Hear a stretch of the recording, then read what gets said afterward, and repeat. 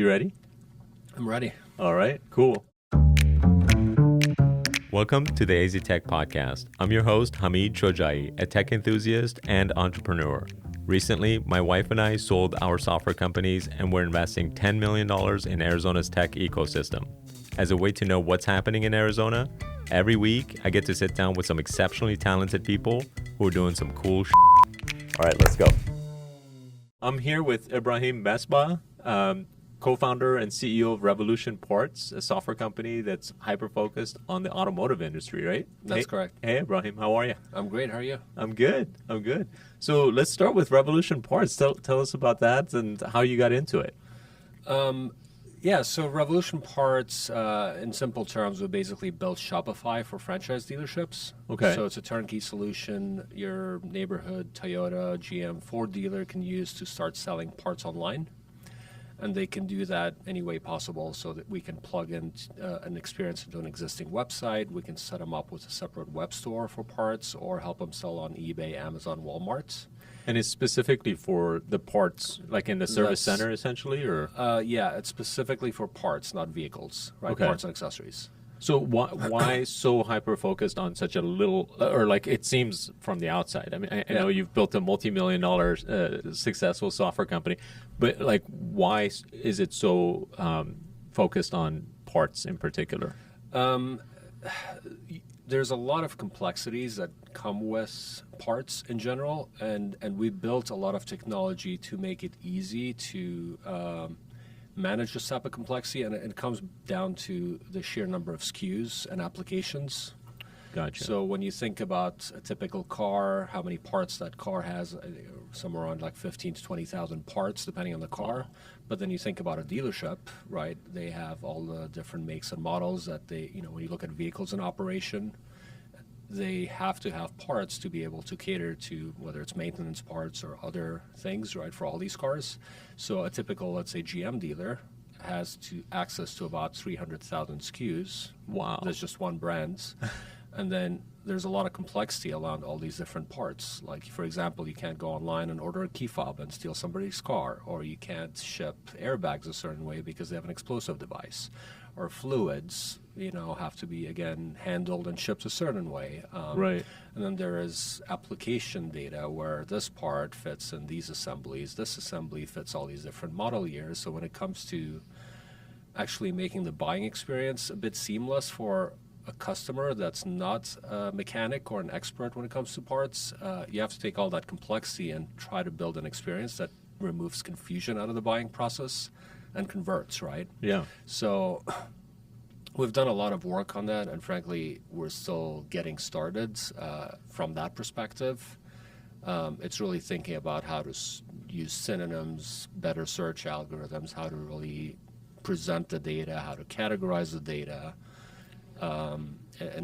and looking at vehicle in operation, looking at inventory data, and try to layer all this stuff and really create a compelling shopping experience for parts is a difficult problem statement. What I love about RevolutionParts is it's like the perfect example. It could be a poster child of vertical SaaS companies, right? Yep. Like where you sort of hyper focused on a particular problem for a given industry, build a great solution for it, and then like become extremely successful because you sort of control that space. Can we say, are you the number one sort of software maker for dealerships to manage parts, or we are the category leader here in the U.S. So actually, our competitor just got acquired last week. Oh, wow! So one of their so they had to publicly disclose some information, and one of those key pieces and things that we measure we call it GMV, gross merchandise volume. Essentially, all the order volume that's processed through our platform, regardless of where the sale happened. Right. That's happens to be the way typical marketplaces and even Shopify measures value. Yeah. So they were at $100 million a year in GMV, and we're at $600 million today, right? 6 times as much. 6 times as much. That's awesome. So the challenge now is how do you continue to grow that, because the market's huge and growing. Now, what was their revenue when they got acquired? Or did they were at about that? $10 million. So they were almost. We actually looked at partnering with them or acquiring them ourselves, and it was tough just because we're almost the same size from that perspective. So essentially, your product is a lot less expensive because you're also doing roughly $10 million a year. We're a little bit ahead of that now, yeah. But you're doing $600 million for your customers. That's correct. So your customers are paying you roughly 1/6 for the amount of volume that they're transferring through their product. So no, that's a good way to look at it too. Yes. Yeah, absolutely. That's awesome. Which makes you like basically having a much more significant market share from a number of users perspective or number of customers perspective. Yep.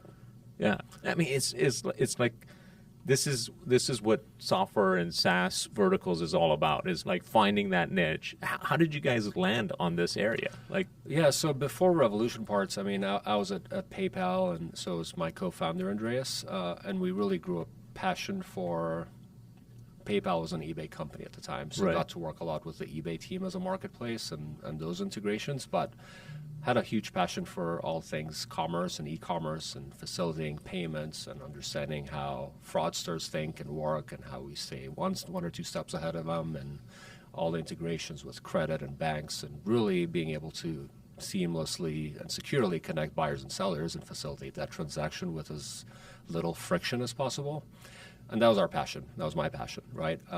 And I had this LLC that was really there because every once in a while, for some reason, I knew a lot of people that had small businesses and always asked for help. So I'm like, all right, if I find a project that's interesting, help a friend, make some money on the side, and go on a nice vacation or something. So one of those was one of our friend's brothers that ran a parts department at Showcase Honda here in Phoenix. okay. So we always met with him and talked about how hard it was for him to sell parts online. It's like, you guys think you have it all figured out. There's a lot of challenges here. And that's honestly what opened our eyes to the opportunity. So we saw it as a great way to take our passion and experience and way more modern e-commerce platforms work, bring it to automotive, and really felt that it's the best of both worlds. You're having a big impact in a big industry on something you're passionate about, right? Yeah, that's awesome. What year was this? This was 2012, 2013. Do you feel like there's still like untapped opportunities like that in specific verticals that, you know, if a software founder wants to start a software company today, are there opportunities like that within a vertical that it's still sort of untapped, if you will, where they haven't modernized it with mobile platform or, you know, like the appropriate, I don't know, whatever the next generation of technology should be for that? Yeah, I mean, there's, okay, so I think, you know, especially when you look at parts, you can look at, right now we're focused on franchise dealers selling essentially car parts, right? Okay. So you can look at some of the adjacent segments, like when you go to like heavy-duty trucks, they have the same exact challenges, but it's even more underserved and there's more opportunity there. Or motorsports, RVs are really popular now after COVID, right? Airplane parts, like talking to friends at Honeywell, they're dealing with the same challenges, but in the billions of dollars. Very different scale, but it's just very similar challenges. So our focus too has been on the retail side, but when you look at the way parts buying happens on the wholesale side, there's a lot of fragmentation and waste in that experience, and we see that as really a next way for us to expand our TAM and continue to grow. You know, we're actually visiting Carvana next week, right? But we've talked to them about how they source their parts, and there's a lot of money and time wasted in that experience, right? So does Carvana deal with parts, or like aren't they just buying used cars and selling those cars, or? They are. So yeah, they've disrupted the space in a really big way, but they make it super easy for anybody you could sell your car right now within minutes and they'll come and pick it up, I don't know, probably tomorrow or the next day. But they buy a lot of parts, because a lot of times they'll buy these used cars and they have to decide what they want to recondition or replace before they flip it, right? Right. So a lot of it is parts, tires, body work. And now they're looking at, well, how do I make more money on every vehicle? So you talk about, well, can I accessorize the car and sell it for more? Yeah. Right? So there's a lot there and a lot of opportunity there. Really cool. So how would they use Revolution Parts, and how would they use your product for that stuff? Yeah, so when you look at the way they do business today, not just Carvana, but any mechanic, like big repair shop chain, I don't know if you've peeked behind the counter at Sun Devil Auto or at the dealership or anywhere, right? So buying parts, so a lot of times, if it's an obvious part, you know exactly, all right, I know it's the alternator, right? So you can, right, but that's half of the challenge is a lot of times you don't know, I see this thing, I don't know what the hell it is, I can kind of guess. So there's the first job of identifying what you need, and then sourcing it is a whole other challenge, right? You can go aftermarket and go to Napa, AutoZone, Advance, some of these guys, if they don't have the part, because it's not something that is a fast mover, so you have to go to a dealership. I gotcha. And then sourcing parts from a dealership, well, which dealership, who can deliver it, what price, do I have a relationship with them? So these are all the type of challenges that exist in that experience, right? It's not as easy as picking up your phone and ordering something on Amazon and have it delivered within an hour. Right. But it needs to be that easy. It needs to be that easy. Right. So for Carvana, could we help solve that through technology, make it easy, provide a one-stop solution for them to shop for parts across our network, right? Right. Is that actually, speaking of Amazon, is that a good explanation of what your product is? It's like essentially Amazon for Car parts. I mean, that's, we want to get there. Yeah. Right. Yeah. Yes. But absolutely. I mean, we want to remove as much friction out of that process and make it as seamless as possible. And eventually get to that, right, where you could take a picture or scan a part and it'll tell you what it is and who's got it and how quickly you can get it, right? Yeah, that's awesome. So are you guys, I suspect, since you're one of your biggest competitors just got bought, are you guys like looking at, okay, that this is kind of interesting, maybe we should be looking at those opportunities, or? Yeah, I mean, it's, so when we entered the space, there was 5 competitors. Okay. And they kept essentially we took a lot of that, their customer base away, and they were, so this one competitor, they took a very different approach to the market, where they took more of a top-down approach by going after the manufacturer, getting that endorsement, and then getting a lot of dealers all in one swipe. Okay. We took a bottoms-up approach, where the way dealers come to you guys. Yeah, and after I got this, my friend, this one Honda dealer, what I started doing is going to every Honda and Acura dealer in the valley and getting an oil change and using that as an excuse to get in front of some of the decision makers, right? But that's all other Your stuff. car is getting like 6 oil changes in 1 month. Basically. Like, wow, this oil's really clean. That's awesome. So when we heard about the acquisition, it made us want to accelerate our growth and not look for an exit, if that makes sense. Yeah. So we were thinking about doing that anyway. And now we think for this and other reasons, we should accelerate that process. Gotcha. And grow faster. Yeah. No. And did you guys grow organically, or did you guys take in investment? Yeah. So we grew till last year organically. So got over 10 million in recurring, and then took a $4 million seed round last year. Okay. You took a small seed round. Pretty small, yeah. That's interesting. So you took a small seed round. You could have easily done a much larger round if you wanted to. What was the reason for it?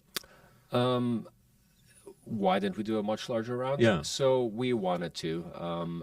The timing of it and COVID, so the idea is we had an investor in the space that knew the space well and has been working with us for a couple, or at least checking in on us for a couple of years, and has seen us grow. Yeah. So the idea was to go with them and find a lead investor, because they typically have a smaller check size. Gotcha. But then when COVID hit, we decided to just wrap up a seed round with their money and then revisit that a year later. Okay. So, how has COVID impacted your business? Has it increased it, or has it impacted it at all?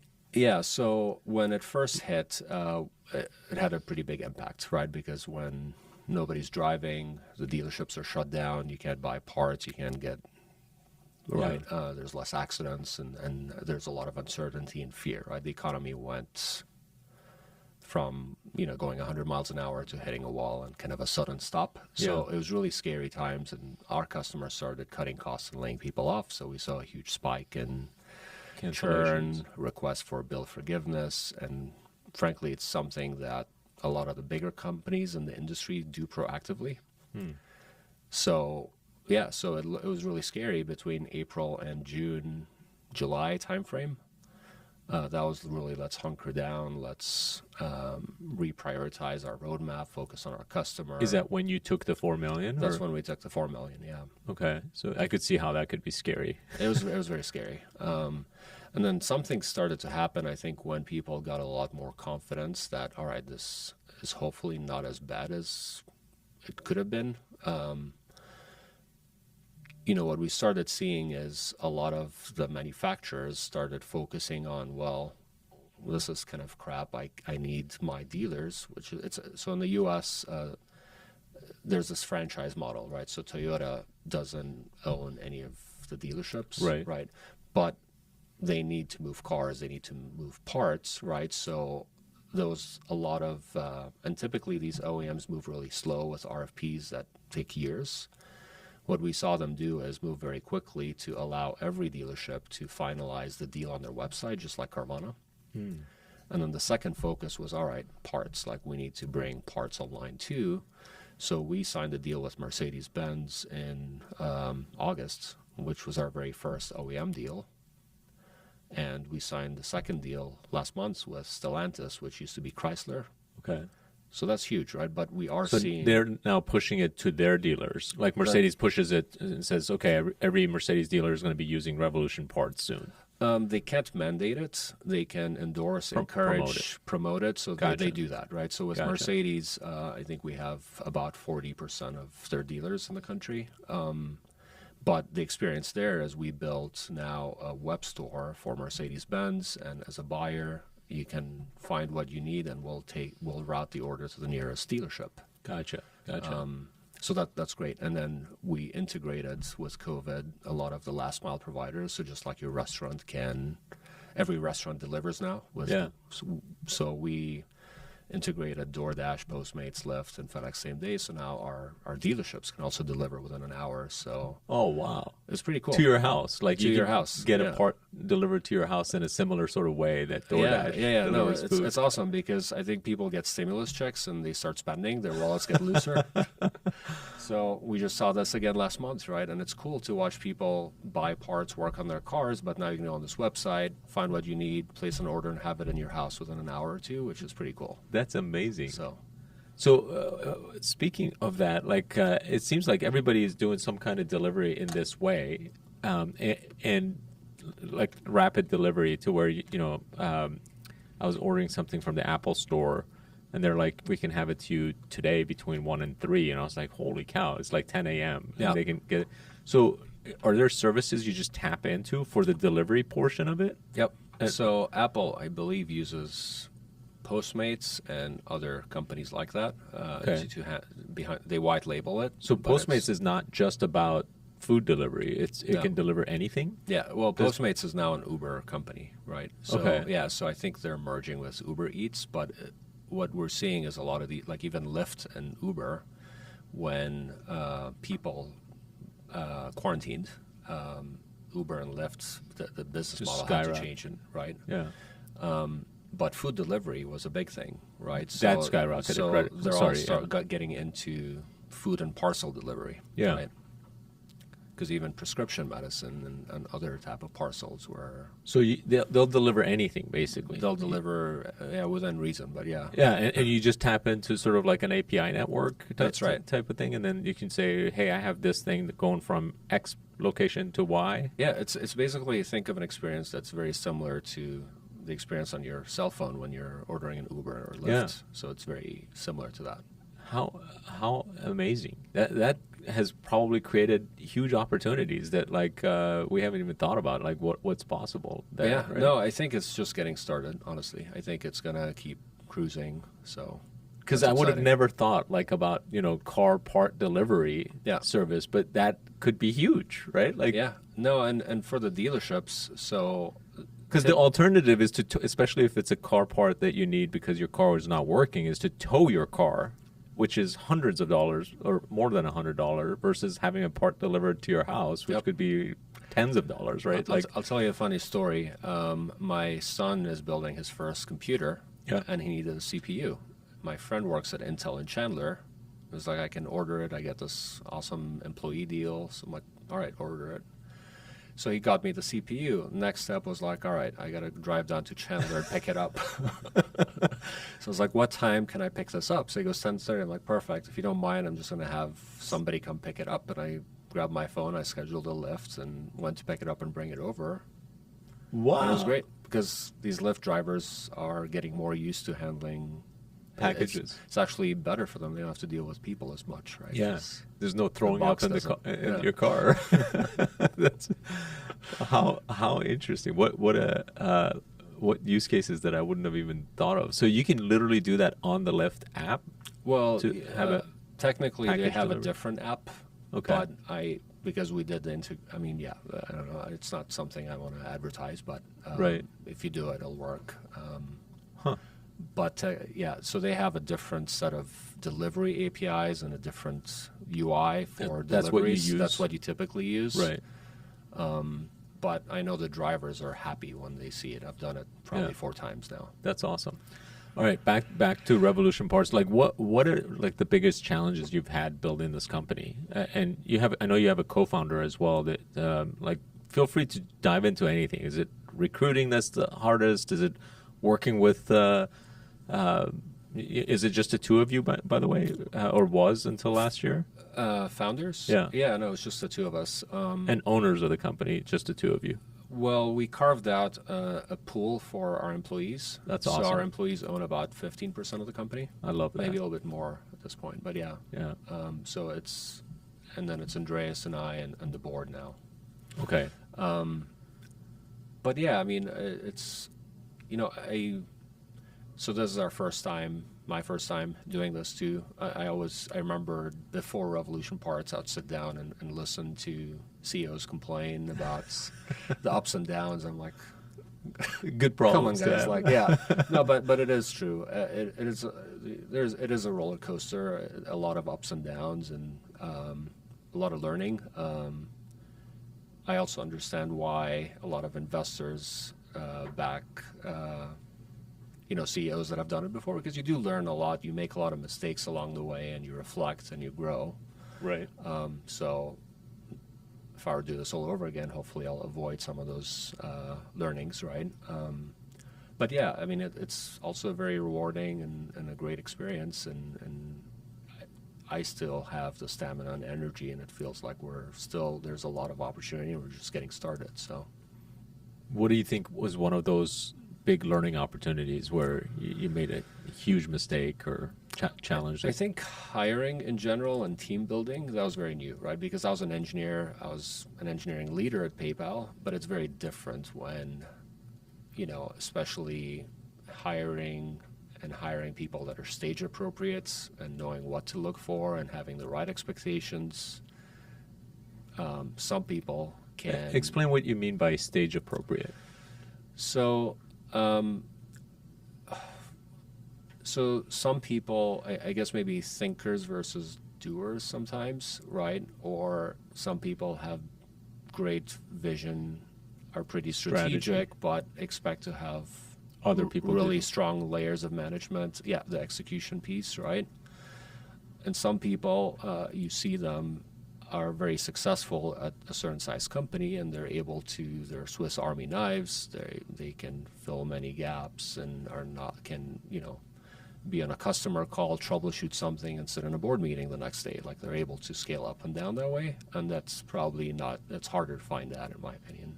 Yeah. But I think the biggest learning there is just being clear on what you need at that stage and what your expectations are of those leaders. And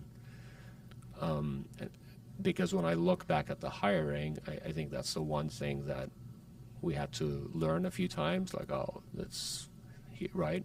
And part of it, it's my fault. I mean, it's just sometimes You're it's hard learning for as you us go. to have alignment and ultimately. clarity on what exactly do you need and what are the expectations for this role, right? Yeah. So, and I remember like some of those learnings, I'll pull Paul Winandy is one of our advisors, learned a lot from him over the years, but he'll look at something and be like, what the hell were you thinking? Like, this is, I don't need to dig in anymore. Like, I could tell you for this, and this reason. I'm like, yeah, I just learned that. Thank you, right? But so I think getting help is another big learning, and I'm trying to do that more, is connecting with people that have walked the path, and the catch-22 thing is those people are probably the busiest people. Yeah. So it's hard to get time from them, but when you do, it's very insightful, right? What is your strategy for hiring? Because that is something that's a big challenge for especially startups who are just getting off the ground. How do you attract talent to Revolution Parts? Yeah, so right now, I think one thing we've definitely not invested in as heavily, and this might be Andreas and I being bootstrapped and being engineers by trade, but we're very internally focused, heads down, grinding, and probably didn't spend as much time in the tech scene and getting the word out about all the awesome things we're doing. So that makes it harder to recruit people, at least from the local tech scene. So we were focused on hiring in Phoenix for the first few years, only in Phoenix. And I think that's getting better now, right? Yeah. So like this is another example of that, like me being here today, right, and meeting with you. No, but seriously, like being more intentional about being out there and getting FaceTime. And Jackie joined our team last year, and she's been a huge force in kind of building an employer brand and getting the word out and making the right connections. So she's Who's Jackie? Jackie Costas. She's our chief of staff. Okay. And she's worked at a couple of tech companies here, but she's pretty well connected. Now, are you guys a remote team now, or because of COVID, or are you guys still in a physical? Well, so it's a funny story, but first, 5 years, we actually never had an office. We worked in many co-working spaces, starting with, well, first it was my wife's building, and then it was Max 6, then it was Cahoots, and then we were in Galvanize for 1 or 2 months. Oh, and then, interesting. And then we got our office, and then we got this huge office. We're like, yeah, we're going to grow to 120 people, sign a 5-year lease, and then COVID hits like a year and a half later.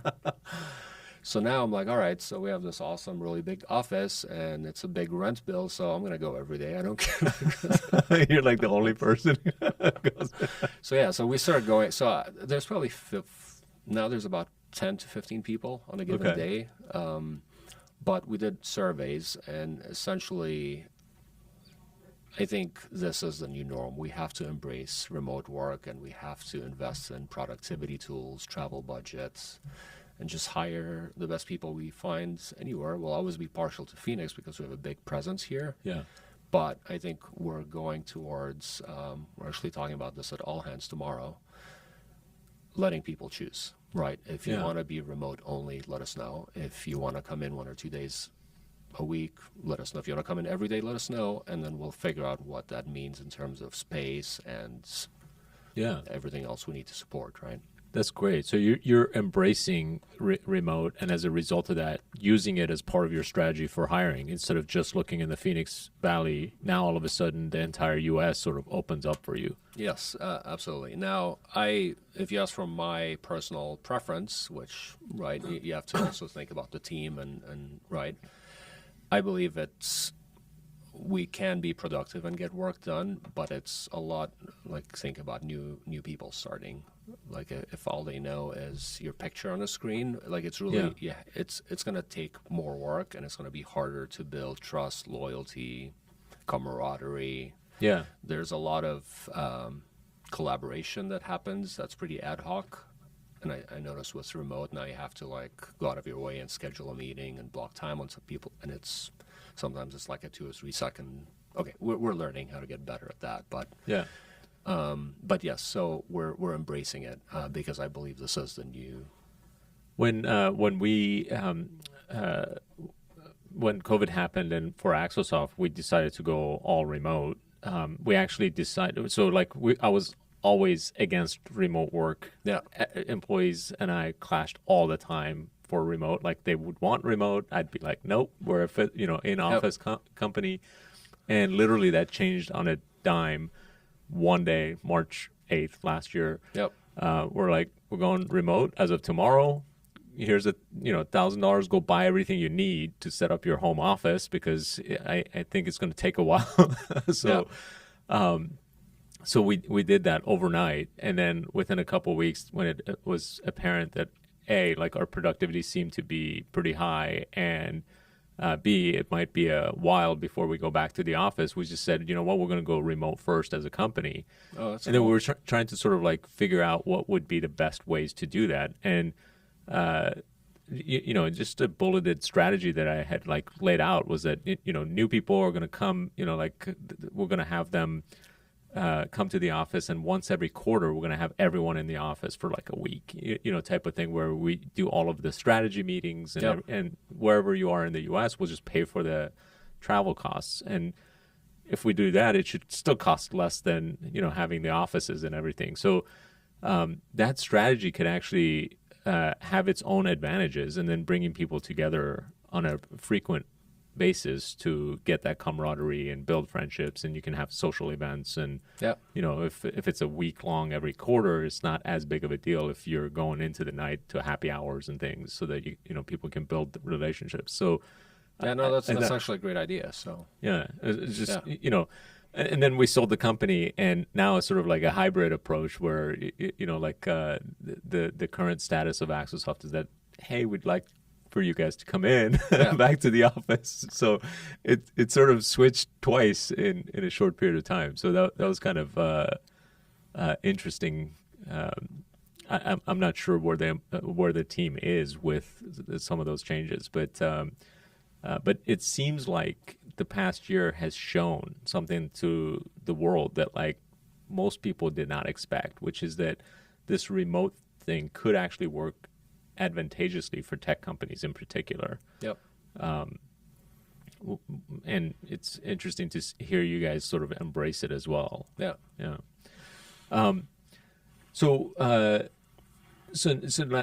with respect to talent, just focusing on that a little bit more, do you guys go to ASU or universities for recruiting directly out of college, or are you guys just advertising on the various LinkedIn and other platforms? What are the sort of nuts and bolts of that? Yeah, no, so we did both, right? So we would go to every career fair at ASU and try to find either people that are about to graduate or interns right? So we've had a lot of success hiring interns that would choose to stay with us after graduation, right? Andreas and I would go to the engineering school and do some talks too, or the business school, and get the word out that way. Online, I mean, we've used LinkedIn, Indeed pretty heavily. So I guess in all of the above strategy. Right? Yeah, very cool. All right, I'm going to shift gears on you a little bit. Where are you from, by the way? I'm originally from Egypt, Alexandria, Egypt. That's where you were born? I was born there, lived there for 6 months, and then moved with my family to Zambia, where I grew up till I was ready for college. Really? Yeah. So why Zambia? So there used to be this, so Egypt had this issue where they were pumping out more doctors than the demand was there. So it's actually, and I don't know if that's fixed now, it's been a while since I've dug in, but it's very common that to find cab drivers, for example, that are doctors by trade. There isn't enough work, so they have to supplement their income somehow, right? Wow. So there was this program where, well, all right, there's a lot of doctors coming out of here. There's a lot of countries in need for doctors, right, especially in rural areas and stuff like that. So my parents signed up for the program, and it was a 4-year assignment to Zambia. Your parents are doctors? My both of them? Yeah, my mom's an eye surgeon. My dad's an oral surgeon. So my dad's sort of a doctor. Okay. My mom makes fun of him there, but yeah. That's awesome. So we moved there, and we were essentially, I grew up like an expat for the first 8 to 10 years of my life. where they still got paid by the Egyptian government. And we had diplomatic passports, but we weren't really diplomats. And they loved it so much, they renewed it to 8 years. And then they're like, all right, we're done. We can't renew it anymore. So they have to go back to Egypt. So we went back to Egypt for like a year. And then they signed up again and we went back to Zambia. So what was it like growing up in Zambia? Like, what an interesting journey. Yeah, no, it was really cool. So our city had about less than 100,000 people.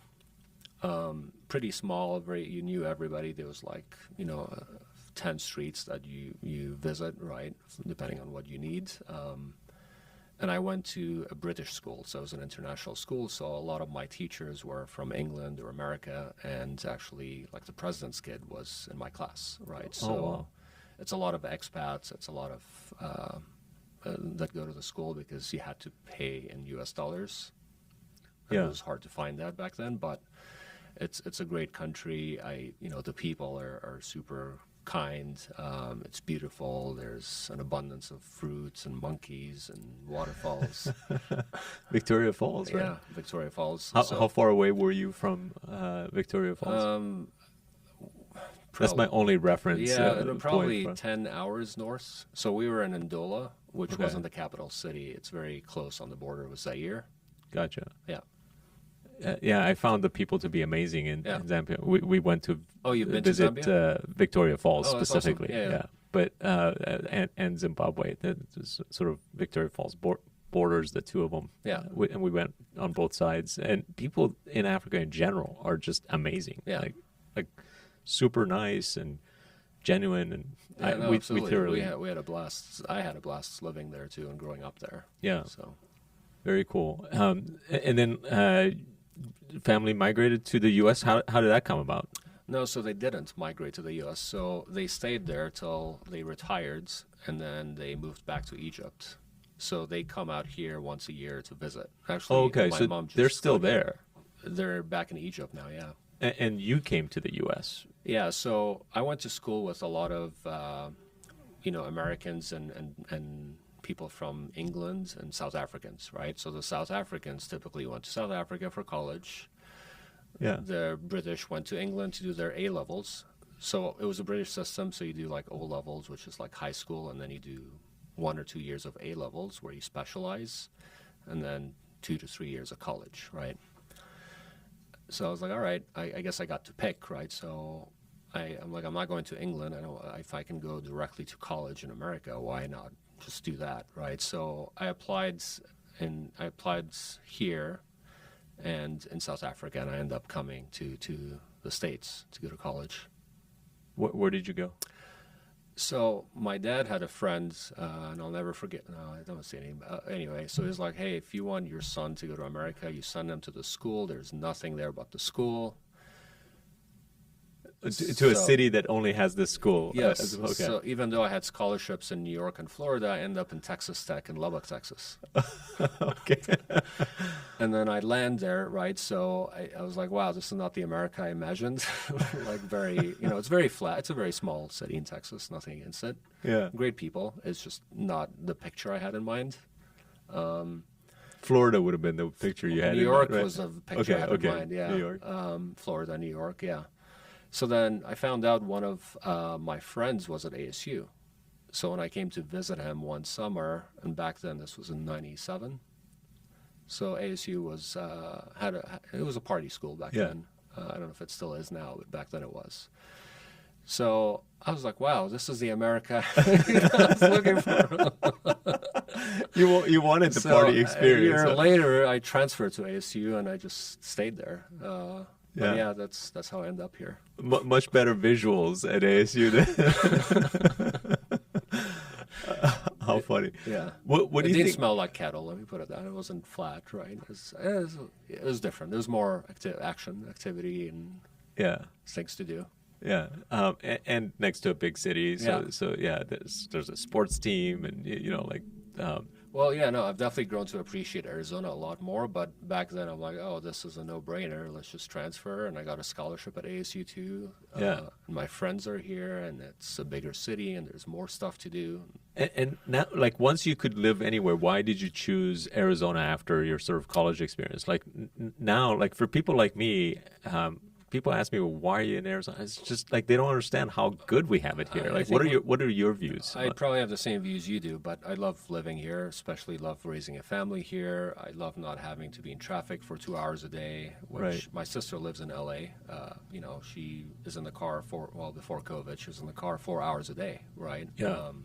I think houses were affordable, still are affordable, relatively speaking. I think we are very entrepreneur friendly. Like we won the AIC challenge. I was amazed we were able to get like $250,000 from That government. was non-dilutive too. Yeah, that right? was like huge, right? So it felt like a lot of support. I think the tech scene has grown quite a bit since we started. Yeah. So it's really cool to see a lot of these success stories in Phoenix.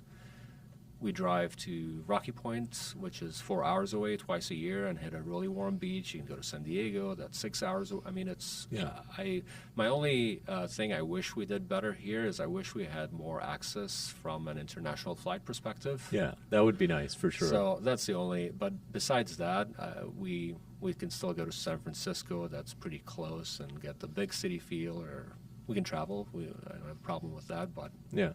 the scenery here and just it's a great place to live. Everything is clean, Yep. and you know, like there's no potholes in the streets, and That's right. sidewalks are nice. Yeah, it's really awesome. What do you do for fun, like hobbies? So what do I do for fun, for hobbies? I really like to cook and experiment with recipes and stuff like that. Travel, which I'm hoping we can start to do a little bit more of. Yeah. Now, but a lot of that just spending time with friends and hosting. What kind of stuff do you cook? Anything. So anything from Arabic food to Italian food to barbecuing to so I look up recipes. My last thing that I was trying to perfect is actually Persian kubede. Oh yeah, So I think I got it better than Persian's room was the last verdict. that's awesome. So- you know, that's one thing I haven't actually tried to cook. Well, actually, I haven't tried to cook any Persian foods, but my wife does a really good job, and then my father-in-law or in-laws do a really good kubide. So Yeah. I've stayed out of it completely. Yeah, because But kubide is tough to do, right? Because it has to like stick to the skewers, Yeah. and not fall into the grill. What's your secret there? So I found this amazing YouTube video Yeah. and just did what they did there. But essentially, you have to have the right 70-30 meat. It has to have higher fat content. Okay. And then I mix that like 3 parts beef to 1 part lamb. Okay. And then it has to be cold, and you have to drain the water out of the onions out of it, and that's how it sticks. That's But that's super the trick. You're interesting. right. Like my first couple of attempts, that was hard to figure that out because it kept falling until Right. I found that recipe. How funny. That's awesome. What do you think helped build your philosophy and what drives you and in both business and life? Is there sort of like an overriding thing? Did you have books that influenced you significantly, or particular people? I think, starting a company and growing a company and it's tough, right? I think you do need emotional fortitude. You need grit. You need to be able to put up with the ups and you know this, right? The ups and downs, and just we weren't like really wealthy or well off, but I saw my dad's kind of build his businesses in Zambia. So he was a dentist for a while, and he started his own private practice, and he started. I don't know, he had the supermarket and restaurant and other things eventually before I left. But just saw him like try out a lot of stuff and fail and take it as a learning and turn that around and try the next thing and really figure out what's going to work. And but yeah, so it's a combination of really not giving up and learning and getting better and stronger as you go, and then surrounding yourself with really good people, whether it's people you hire on the team or advisors. And I have started reading a lot more books lately. What are some of your favorites? There's one called Drive. It was one of by I think Daniel Pink. He talks about how to motivate people. Yeah. There's Hard Things About Hard Things, which I could relate to a lot. I feel like that's a great book, right? Yeah. Like one of the best ones. I think Daniel Pink is also a great writer. But Hard Thing About Hard Things, Ben Horowitz, right? Yep. Like his book is so fantastic because it gets into the nitty gritty and like so many examples. And he talks about how he gets to the brink a few times, and then, I love that book too. So it's almost instructional in some ways. That book is like, if you're in situation A, do this, and if you're in situation B, do Y. You know, like it was super interesting because most books kind of lay out the concepts of their philosophy or whatever, but he laid it out, and then he sort of goes into sort of like, what is a wartime CEO, or what like versus a peacetime CEO. How do you view your company, by the way, from that perspective of like wartime versus peacetime? Do you feel like you're in this wartime right now because of the competitive nature of it and what happened with COVID and now taking funds, or? It feels that way. It definitely felt that way since COVID, right? I think it was war. Initially, it was like survival, right? Like it was. Did you guys lay off anybody? We did. Well? We had to. It was pretty because so we had just gotten the seed rounds, and the investors like, all right, well, and I think it's the right thing to do. My advice is you look at what the worst case scenario is and make sure you survive. The company survives, right? So we got with our leadership team. We said, what's the worst case scenario? And you're talking to people and reading and getting JD Power and other industry companies to. It was pretty bad, right? So the forecasts were, it's going to wipe out 80% of economic activity in the industry for the next 4 months, right? And then we started getting so it was pretty, so we did that, and we had to make that hard decision. The good news is we didn't, it could have been worse in terms of the layoffs, but we did get the PPP, which allowed us to not cut as deep, and we try to hire back as many people as we let go when we start hiring again. So we're lucky enough to get some of those people, but we couldn't get all of them back. Right. So so in terms of right now, it's still wartime, maybe not because of that, but it's more about the landscape's changing quite a bit. There's more adoption of digital solutions. I mean, we talked about local delivery as another one.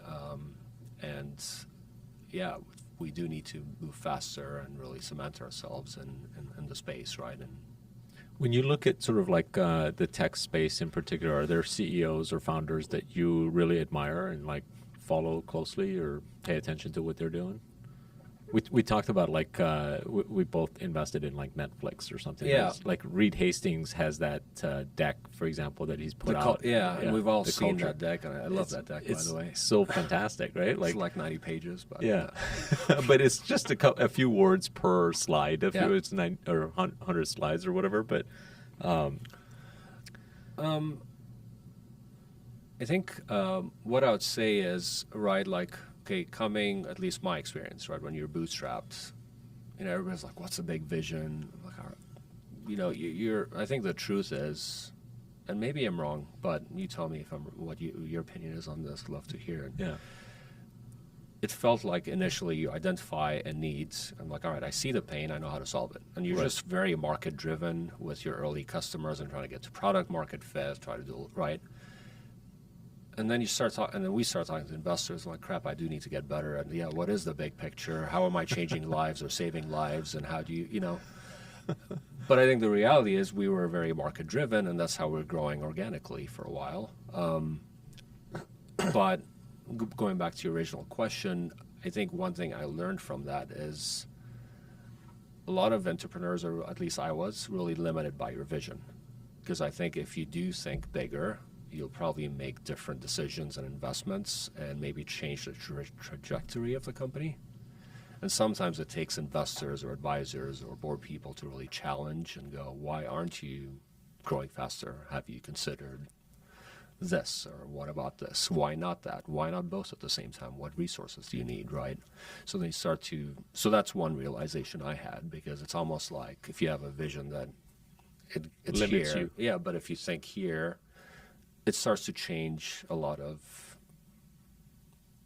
the strategy and Yeah. the decisions you make, right? I think a lot of entrepreneurs are that way, where they're sort of market driven, or they found a need that they can sort of address with some solution that they come up with, and then from there it's like they don't necessarily have answers to these questions of like the Yeah. why, or like Yeah. people like Simon Sinek. I'm sure you've seen his book, Start with Why, or I forget. I The think book's that's what it's called. yeah, the book Start might be with the just why or whatever. Yeah. But like you can't start with why. I don't think you can start with why. But at some point along the journey, I think you can define the why. But I think it's very difficult to start with why, or a grand vision of something, and build something around that. Yeah. You can potentially, do something because of need or necessity, or some market opportunity that you see. You build it out, and then it starts to get traction, and then you're like, okay, well, now what's the kind of company we want to build? Yeah. And what are the values we want to have? And you start living those, as opposed to putting them on a wall somewhere. Yep. But No, absolutely. That's basically has been my experience. yeah, Right. I think a So- lot of founders are sort of like in that boat, where they they're in the do it, rather than like coming up with some sort of grand statements.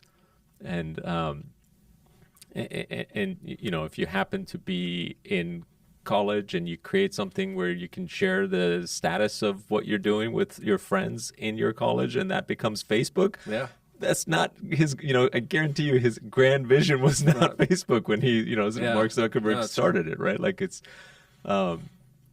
maybe a little different for the Google founders. They did want to organize the world's information, but I suspect things change as you grow, evolve as you grow.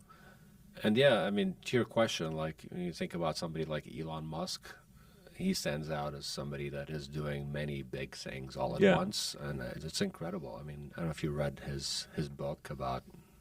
Yeah, I've read a couple books written about him. I don't think he's written one yet, right? Like it's not authorized. No, you're right. I don't remember who was narrating or interviewing him, but yeah, it's the way. Yeah, and that dude's it's incredible. Right? It is, and his background with his father being sort of abusive, and or not necessarily physically abusive, but like he didn't have a good relationship with his father, and they don't even talk. I think his father is still alive, if I'm not mistaken. And from South Africa, which is but yeah, super interesting. So, like, if you were to sort of say, who are the CEOs or founders that you admire right now, I suspect he's on your list of. He's definitely, I think on probably everybody's list in terms of doing for sure. big things. There's so many like profound things, by the way, that some of these guys say that it's just like simple stuff. Dharmesh, who's the one of the co-founders of HubSpot, he was talking about how like he met Elon for like a 15-minute chat or something, and then he just said to him something in 2 minutes, and then like it caused him to rethink what he was. Interesting. And one of the things that he had said, this is Dharmesh explaining his chat with Elon Musk, was that in your company, everyone doing something is essentially creating a vector. Think of it as a vector, that's pointed in some direction. And your job is to get them all pointed in the same direction, right? Yeah. Like, so the vectors are going to be big and small and have different, different impacts. But if they're all pointed in the same direction, that's sort of like the goal. That's awesome. That's a really good way to visualize why it's important to have alignment, right? Right, exactly. So, I mean, like the alignment story, but like thinking of it in terms of vectors, and like some of them might be pointed in the wrong direction. They're sort of giving you pushing you part of the way towards the goal, but not necessarily all the way. That in some ways they might be going. And by the way, I mean, sideways. I would say that's the one thing right now that is like it feels like we're at this inflection point. Right before you could really figuratively wrap your arms around everybody and like, right, so we're aligned. It's easier to get that alignment. Yeah. And now when you have multiple levels of leaders and right, so it just reinforces, you see this every day. You're like, all right, we're not aligned. Why are you doing this? And how does, right? Or why is this goal important? Or what are we doing about this, right? So it's really becomes more important even for me to always communicate and over-communicate what the goals are and why we do what we do and why it's important and right. At many levels. So it's funny, the over communication part is something that like I had a hard time with because people forget very quickly, or not necessarily everyone, but when you have in your case you're close to 100 people or somewhere in that neighborhood. Out of 100 people, even if you have like 5% of them, like every month, sort of like needing a reminder, that's like 5 people every month. No, absolutely. And the other thing is you're hiring new people too. Right. And you're hiring new people. Very true. It's super fascinating. So you got to like say stuff over and over and over again. And sometimes I feel like a broken record, or like I don't want to say it because it just seems like, here he goes again on his. I agree. I'm with you there. You were about to say who else besides Elon. Sorry. I think the way Satya kind of turned around Microsoft is pretty freaking inspiring, right? Yeah, I love that. So, I think he definitely stands out. I'm really excited to see how a lot of those integrations come together. Salesforce CEO. Is that Mark Benioff? Yeah. Brilliant business model, super sticky. I don't know if you read his book on customer success or the customer success books. Yeah. He used Salesforce as an example of creating that category, and we use Salesforce, and it's incredible. Yeah, so those are some of the ones that come to mind. Yeah, very cool. What do you? What's your sort of like day-to-day running the company? Like, what's your management style? Are you meeting regularly with the management team? How often? What are the important things that you feel like you need to be doing besides setting the sort of like high-level goals and alignment? Yeah, so I spend probably at least an hour with most leaders every week. If not an hour, it's probably half an hour, 45 minutes in some areas. Individually or? Individually. Okay. Yeah. And then. So you have one-on-ones with your management team on a weekly basis? Yes. Oh, wow. So this is just the senior leadership team, right? Yeah. I also do skip levels, but a lot less frequent. So it's probably every 6 to 8 weeks. And then we have a weekly leadership meeting with all leaders in the company, and that's where we really go through we have one company dashboards that breaks it down by area and what KPIs we want to look at, and each leader talks to their area, and it's an opportunity to really just get awareness of how we're doing, and also take that usually and have a follow-up if needed to collaborate and see if we can pull something in that's maybe not quite there or right, tracking well. Right. And then we have a weekly meeting with just the senior leadership team, and that's more of a live agenda style. So first thing we do is go around the room and say, all right, what do we need to talk about or connect on, or what's really pressing? And we go through the live agenda as a senior leadership team.